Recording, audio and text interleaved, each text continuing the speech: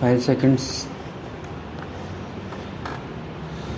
Sir, the Election Commission had estimated that if the voting age is reduced, an additional number of 47 million will become entitled to vote. They will have to be enumerated on the basis of a door-to-door survey. The Election Commission will take necessary steps in this regard once both houses of Parliament approve the bill. With your permission, I shall now deal with the provisions of the Representation of the People Bill. Over the years, there has been an increasing tendency to vitiate the electoral process. Malpractices and lawlessness have been on the increase.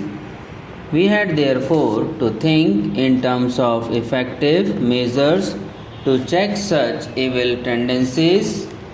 The Election Commission is a constitutional authority and is vested with plenary powers in the matter of superintendence, direction, and control all matters prior to and the actual conduct of elections to Parliament and legislative assemblies of the states. It is to be strengthened to take all necessary measures for ensuring free and fair elections. As the members are aware, the Election Commission is dependent on the machinery of the state governments concerned, both in respect of the work of preparation, revision, and correction of electoral rules, and the work in respect of the actual conduct of elections. Such staff functions under the superintendence, direction, and control of the Election Commission insofar as the work relating to elections is concerned. They do this work in addition to their normal functions under the state governments. Thus, the state government employees are subject to dual control, one by the state government concerned in respect of the regular work and another by the Election Commission in respect of the election work. It is therefore felt necessary that the disciplinary control over the state government staff in respect of work relating to elections should be vested in the Election Commission. An amendment therefore has been proposed that such staff would be deemed to be on deputation to the Election Commission so that they are brought under its disciplinary authority. The exercise of jurisdiction by the state governments over their staff in relation to their normal work, even during the period of elections, would continue to rest with the state governments. India is a parliamentary democracy based on party system. A large number of political parties are also functioning. The democratic election process is to be sustained by the political parties. At present, there is no statutory definition of a political party. It is proposed to rectify this defect by incorporating a statutory definition in the Representation of the People Act 1951. Section 8 of the Act already deals with disqualification on the ground of conviction for certain offences. In order to control the nexus between persons with criminal record and election activity and to include more offences in this section, suitable provisions have been incorporated in the bill.